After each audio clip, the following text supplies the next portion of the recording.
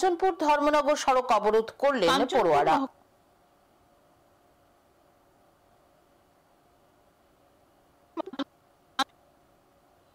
কাঞ্চনপুর মহকুমার লালজুরি দ্বাদশমান বিদ্যালয়ের শিক্ষক বদলির প্রতিবাদে অবরোধ। বৃহস্পতিবার কাঞ্চনপুর ধর্মনগর সড়কে লালজুরি এলাকায় অবরোধে বসে স্কুলের ছাত্রছাত্রীরা। উত্তর ত্রিপুরা জেলার লালজুরি ব্লকের অধীন লালজুরি দ্বাদশমান বিদ্যালয়ের শিক্ষক রয়েছেন মাত্র 12 জন, যার কারণে দীর্ঘদিন থেকেই শিক্ষক স্বল্পতায় ভুগছে স্কুলের ছাত্রছাত্রীরা। তার মধ্যে 10 ডিসেম্বর স্কুলের ছাত্রছাত্রীরা জানতে পারে যে স্কুল থেকে একজন শিক্ষককে অতি সত্বর বদলি করে দেওয়া হবে অন্য একটি স্কুলে। সেই খবর জানতে পেরেই ক্ষোভে ফেটে পড়ে স্কুলের ছাত্রছাত্রীরা।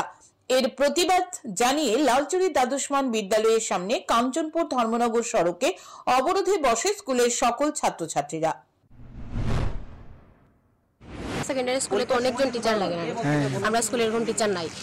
এইদিকে একদিকে এমনিতেই কম আছে, এর মধ্যে আবার এই স্যারের নিতেছে গিয়া, এটা আমরা চাই না।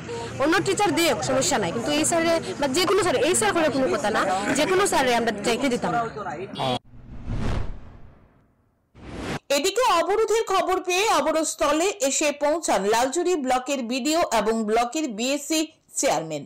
লালজুরি ব্লকের বিডিওর আশ্বাসে সড়ক অবরোধ প্রত্যাহার করে ছাত্রছাত্রীরা। অন্যদিকে বৃহস্পতিবার লালজুরি দ্বাদশমান বিদ্যালয়ের প্রধান শিক্ষক মৃদুল চাকমা স্কুলের শিক্ষক স্বল্পতার কথা অকপটে স্বীকার করেন।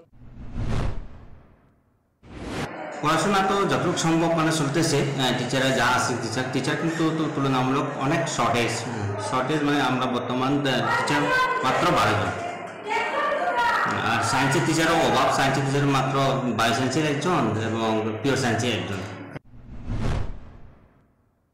তবে এখন দেখার কর্তৃপক্ষ শিক্ষক স্বল্পতা দূরীকরণে শিক্ষা দপ্তর কি ব্যবস্থা নেয়। Bureau report, news today.